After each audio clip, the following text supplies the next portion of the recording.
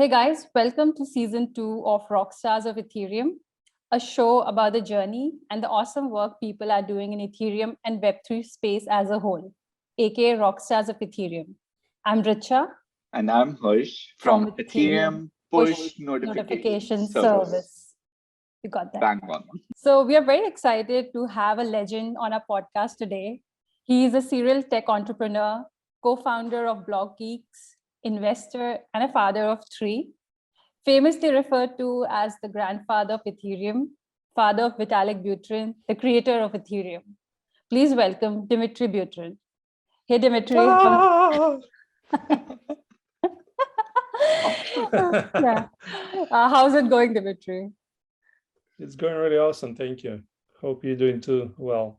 Doing good. Thanks for asking. I mean, we are interviewing you, so it cannot be more awesome than this. Yeah, just sweaty palms. So, sweaty palms. I get used to it now. All right. So before we get started with the actual round of questions, Dmitry, we like to tell our viewers like how we met our guest. So I'm just gonna do that right now. Guys, sure. How we met Dmitry. And this is, in my opinion, like what makes Ethereum community shine so much. Everyone is so within the reach. So the honest answer is this is the first time we are interacting with Dmitry face to face, but it doesn't feel like that. When we were tweeting, we used to get so overjoyous when Dmitry used to like or comment around our tweets or around EPNS. And we recently started talking to him just a little bit on his DMs. So we thought, why not take a chance, invite him for Rockstars of Ethereum? And he was gracious enough to accept. So all I'm saying is that we'll probably get to know him personally along with you, our viewers, in this podcast itself. With that being said, Richa, do you want to take care of the round 1 of the interview? Yeah, sure. So Dmitry, thanks for joining us. Maybe we can kick things off by, asking you, can you tell us a little bit about yourself and your background? Sure. Yeah, I was born in the Soviet Union, in the southern part of the Soviet Union, in Caucasus Mountains, and grew up there, got a curious mind, like sciences and stuff, and then ended up being interested in computers, which was very theoretical interest back then in the Soviet Union. Then I went to study computer science and in Moscow, did that. I met Natalia, so Vitalik's mom, and we got married. Vitalik was born, and I watched the Soviet Union fall apart. Ended up accidentally starting a business with a few friends, and then I eventually moved to Canada 22 years ago, and been living here in Toronto in Canada ever since. And yeah, most of my life building tech businesses of various kind, and then a few years ago I sold the latest business, and just I guess you can say that I'm semi-retired and just engaging in a lot of things that pique my curiosity. Got it. And you spoke about growing up in Soviet Union. So would love to know what was the culture like there when you were growing up? How was the life there back home? I mean, generally speaking, life was really poor in the Soviet Union. So I guess the most you can say is that it was mostly equally poor. Most people were more or less the same poor. There was a lot of propaganda about how bad is the West, and they trying to destroy our freedoms and our quest for communism or whatever bullshit propaganda was happening. So yeah, there was lots of propaganda, lots of home family times, lots of like our family had a huge library, and I loved reading books. And I also grew up in a region which had a lot of ethnic tensions, so that was also part of the background. So yeah, those are just some of their little bits and pieces, and there are millions of them. Amazing. And thanks for sharing that story. You mentioned briefly that about your entrepreneurship career. So would love to know what was your first startup like, and how did you feel becoming an entrepreneur? Well, growing up, right, I had no concept of entrepreneurship because that was not a thing in the Soviet Union. In the Soviet Union, everything was supposed to be centrally run. like government takes care of everything, provides free education, free healthcare, free everything, free apartments, free everything. And it all sucked, It was all horrible, because no centralized institution can really hope to, it's like, imagine if your brain tried to control all of your organs, your feet, your heart, your lungs, and everything, right? It just doesn't work. So it was not really working. So that was my point, is that there was no concept of entrepreneurship, right? So I didn't have that in me. But then also the Soviet Union fell apart. And it was, for many people, it was a very difficult time, because all of their, however basic their structures that supported them, they still supported them in some ways. And now all of that was just falling apart. And it was very difficult. And but also lots of freedom and lots of ingenuity and creativity. So even as a student, then I ended up having to try to make some money by being entrepreneurial a little bit. Like, we'd go to different city, buy some stuff, bring to this city, and try to sell it to people who didn't have access to it here, and stuff like that. So I had a little bit of taste of entrepreneurship while in university. And then I worked for a little bit at a bank, and then I worked for a big American company in a consulting capacity, implementing complex IT systems.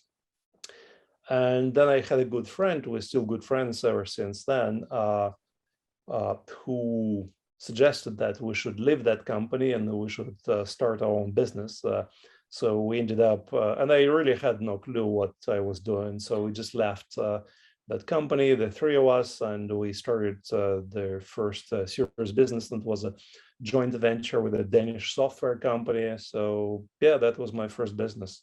Amazing. So, and you've had like so much experience, bootstrapping companies, running maybe 3, I think, successful businesses.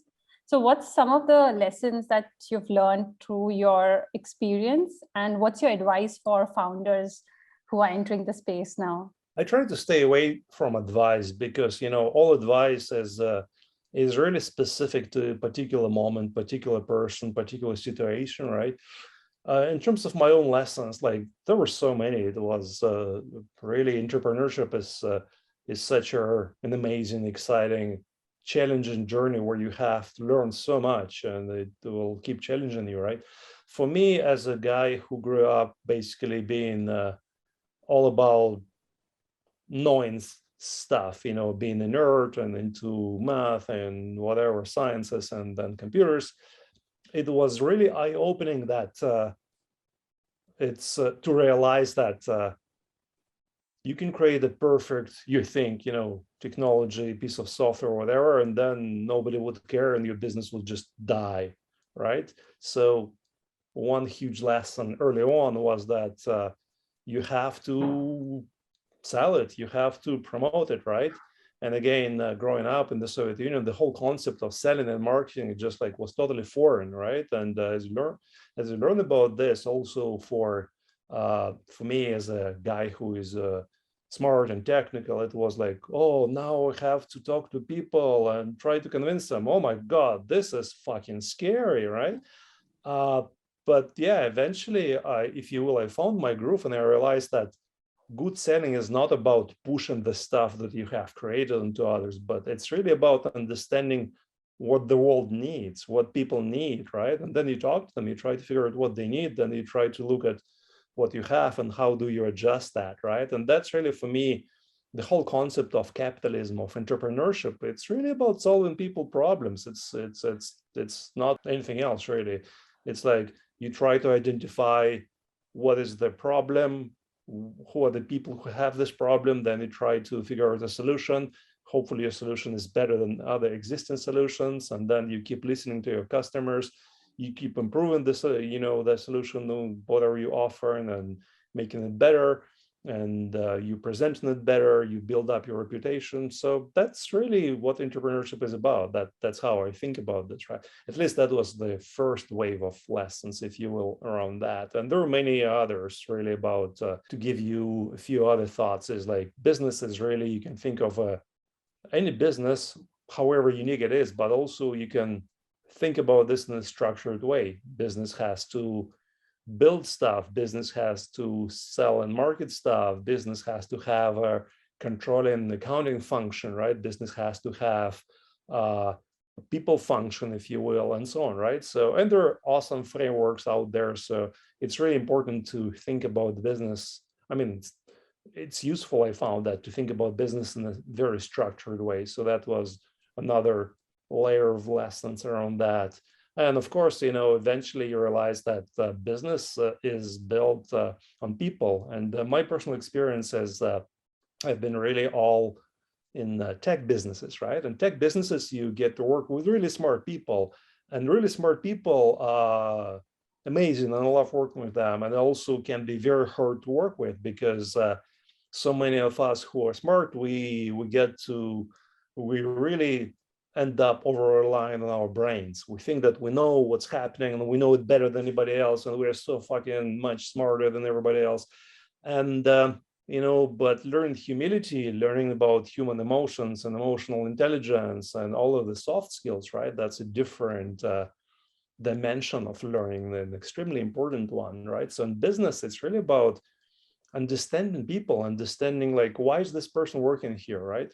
Of course, like on the surface, you can say, well, we pay them money and they do what I tell them to do, right? But I mean, that's basically bullshit, because again, in high-tech business, if you want to build a successful high-tech business, you work with smart people who create, amazing technologies. They can find jobs very easily, right? Like they're not really here for whatever money they're making here. Money is useful and important and great resource and whatnot, but meaning is really important, right? So for them to understand, why does this business exist? What does it do? Like, is it making anything good? Like, are we here just to try to make some money and, just spend that money? Yeah, that's not exciting, right? Like, so the meaning, the purpose of the business is extremely important to understand that. Being human in the business, right? Like, how can we interact with each other as equal human beings versus like that old school hierarchy? Oh, I'm the important boss. I told you to do, like, just fuck off and do this thing, right? It just doesn't work with smart people. Again, they might do this and then they will tell you to fuck off yourself, and then they will go to some other place. It happens all the time, right? So for me, those learnings were extremely important, right? To kind of understand that, if you will, the human side of the equation of building technological business, right? And that also brings me to Ethereum, right? Ethereum is a wonderful, extremely complicated technology. Like, you look at this and especially now after 8 years, I guess it's been around, right?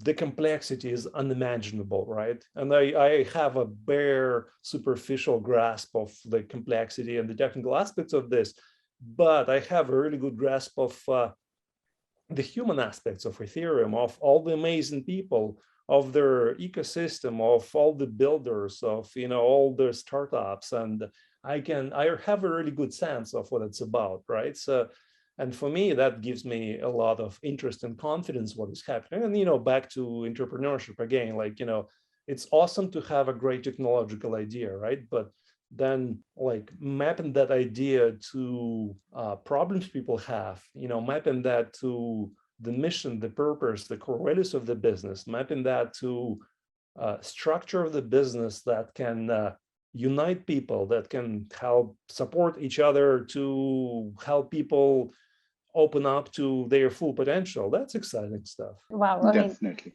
yeah, and that's some amazing just entrepreneurial lessons, and I think also life lessons, all your experiences. Thanks so much for sharing all of that. Awesome. So I think it's Web3 time now. So Dmitry, you have been one of the earliest adopters when it comes to crypto. So I just wanted to know what excited you the most about Bitcoin, and building on that, what was your first reaction when you learned about Ethereum? I have a curious mind. So for me, learning about Bitcoin, it was just an extremely interesting concept. I learned about it pretty much by accident. I think it was mentioned on a podcast that I've been listening for many years. The podcast was about security of information systems, but the guy had a very curious mind, Steve Gibson, and he mentions all kinds of stuff. He mentioned Bitcoin. I looked it up, explore that, and it just seemed like such a fascinating technology, right? Trying to create money without any kind of central authority. And again, I cannot say that I paid a lot of attention to Bitcoin and crypto until Vitalik really got into crypto space, and then given his interest in that, then I started paying more attention, right? And with his involvement in Bitcoin Magazine, I started reading all of the issues of Bitcoin Magazine, and that was one of the skills that Vitalik always had, that he could take a very complex thing, right? Because all of those things people were trying to build on top of Bitcoin or enhance Bitcoin in some ways, and then he could explain it really well for relatively non-technical people. So I enjoyed learning through all of those articles. And eventually, 8 years ago, when Vitalik came up with their concept of Ethereum, and I remember, like in this very house where I'm sitting right now, and he was sitting upstairs at the table, and he showed me like, oh, hey, check it out. I've been working on this thing. Here's a little white paper description of what it is, and what do you think about this, right? And I read the document, and even though, again, like I only had very superficial knowledge of crypto, but his writing was always very precise and concise and well, and easy to understand. So like I'm reading this, like this makes total sense, right? And I mentioned that a few times, right? The analogy that that came to me, and I used it quite a lot. Probably I stole it from somebody, but Bitcoin, like it was an awesome invention for digital trust-based money. I observed the emergence of internet, right? So I saw the first early websites that were built on HTML, just lines and maybe some colors, some images, and then they became this interactive, complicated, flashing, complex systems, right? When the programming languages were added to internet, like VB script and JavaScript and whatnot. And for me, Ethereum was that, like, oh, I could see that. Okay, so here's this technology, but if we add programming language on top of this, then it becomes infinitely more flexible, and you can do so much more with that, right? The sky is the limit. And then, of course, I had really no idea how complicated that would be. And I guess Vitalik had some idea of how complicated that would be, but nobody could have imagined the journey that was undertaken by the idea of Ethereum over the last 8 years. Yep. I mean, I love that analogy, by the way. I read about it, but I wanted to hear it again. Vitalik time. Like Vitalik is someone we all look up to. His creation, his vision. I mean, we are here because he created this thing. So we would like to know a bit more about him. I would love to know how he was while he was growing up. Actually, today, a really great article came out on Cointelegraph, so highly recommend that to check it out. I mean, it was pretty obvious early on that he was very intelligent. He learned to read very early on. He loved numbers, and he learned math. And he, when we gave him our old IBM PC, and he started playing with that, and Microsoft Excel became his favorite toy. And initially it was just like drawing stuff and typing stuff randomly, but then he learned formulas and he started doing stuff. So you could see that he really enjoyed learning those abstract concepts, interactions with complex systems, and math and stuff like that, right? So, and then when we moved to Canada, and he was 6 years old when he arrived to Canada, right? So then living here again, like learning a new language, right, was a bit of a challenge, but again, not a huge deal necessarily, right? But then he went into very quickly. I mean, it was clear to his teachers that he was extremely gifted, and then he ended up going to a gifted school, and then we also sent him to all kinds of additional extracurriculum teachers and facilities to help him learn all kinds of stuff. And yeah, I mean, ask me something specific because there's so much stuff. Got it. So let's go with what's your favorite or one of your favorite moment with Vitalik? it's like there's so many of them, right? But you know, any parent knows that when you have children, especially you have your young children, then you want to buy them the toys that kind of you could not afford when you were growing up, right? And I'm no exception. So I remember like I was trying to buy him all kinds of Lego sets, right? Because I dreamt about them, and in the Soviet Union, there wasn't much that you could get your hands on, no Lego for sure. And the funny thing it was like with Lego when he started playing with them, and I think there's a picture in their article today, like instead of building houses and stuff, he was actually building numbers, like here's 5, here's 6, and all of this. So you could see that in numbers, they played very important part of this, right? So I mean, that's kind of one of those little moments.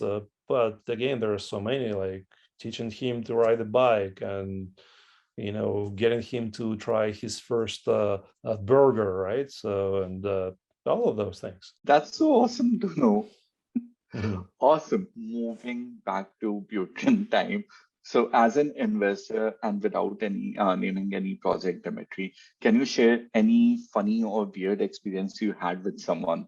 I cannot think of a particular stage. I mean, I talk to a lot of people about a lot of things, and the thing is like I find it surprising that many people it's hard for them to communicate a specific question, right? Because people reach out to me, and I don't mind that at all, and I'm very open to people reaching out, communicating, and then they give me so much information. I look at all of this and I'm like, oh my fucking god, okay, I don't like, I'm getting overwhelmed.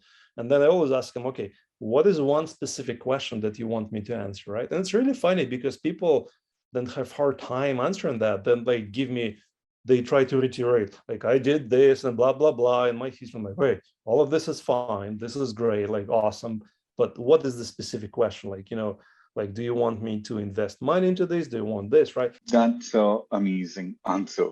Something we all can learn from. Yeah. All right, Dmitry. Next one. Okay, this is interesting. So, who owns Web3, and what the hell is going on with Jack? Well, I mean, again, it's so interesting, right? Because we humans,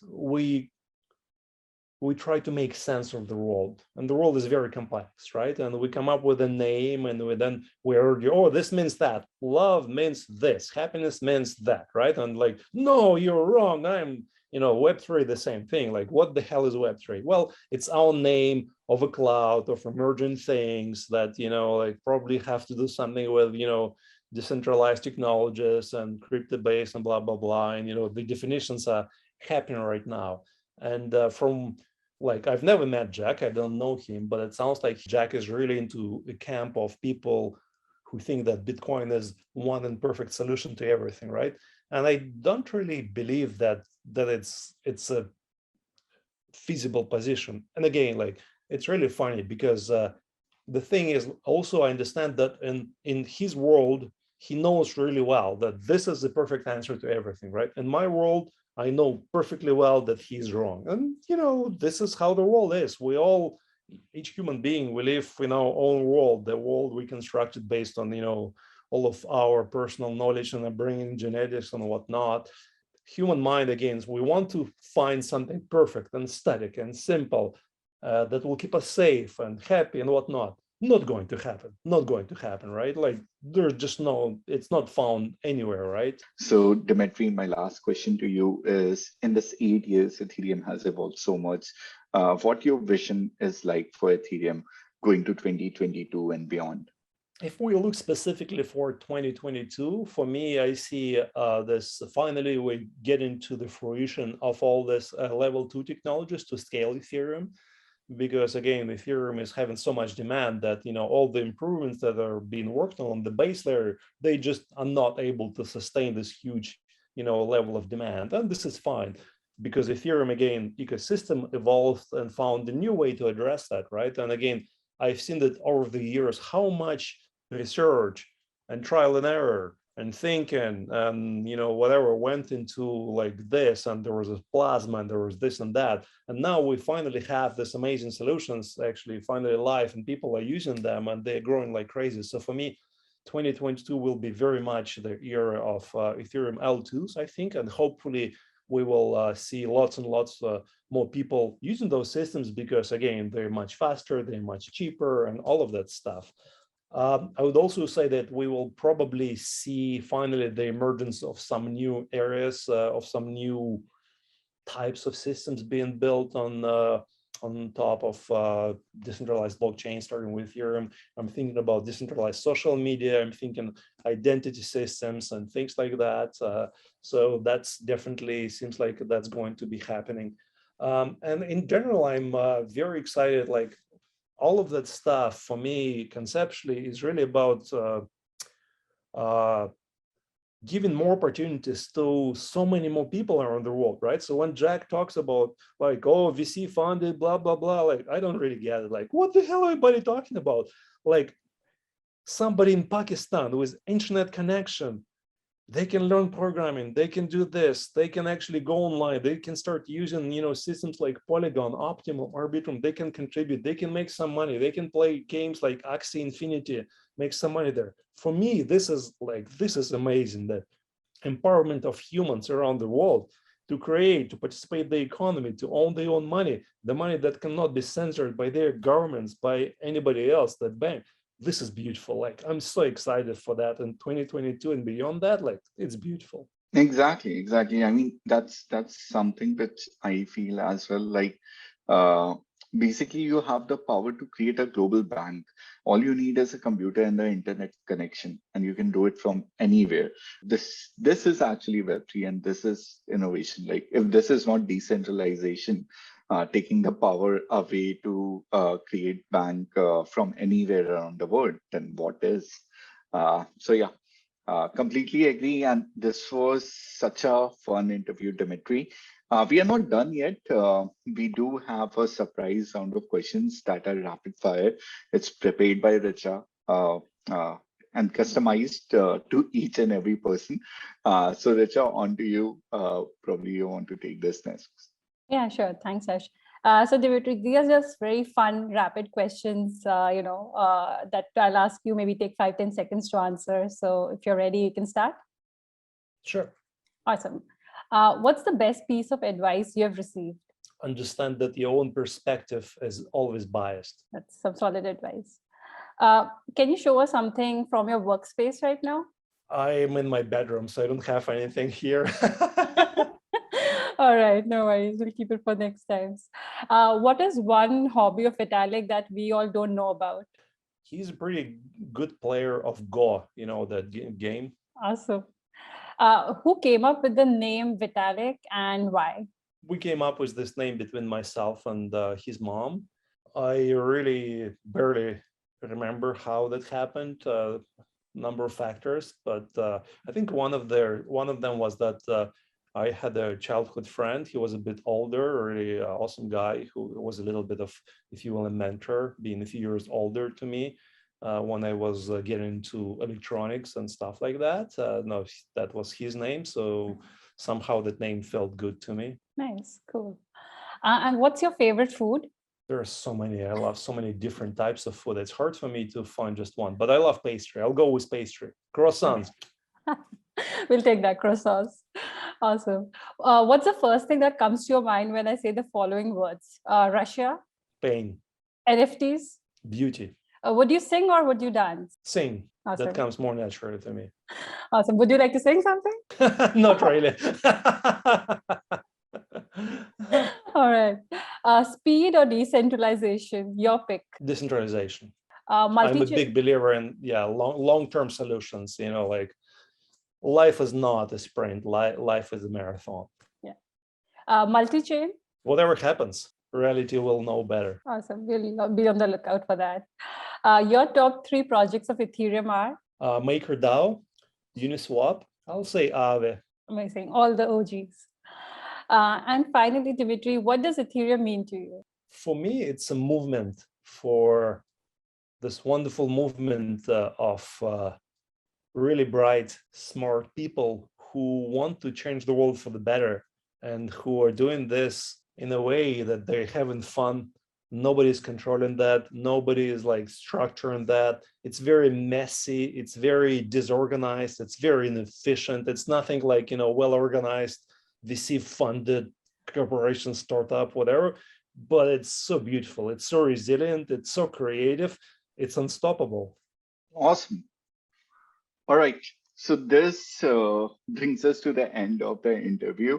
Thank you so much, Dmitry, for coming over here and for sharing some of the really cool answers. Now we get to know Vitalik a bit more, and we get to know about your journey in such a glorious fashion.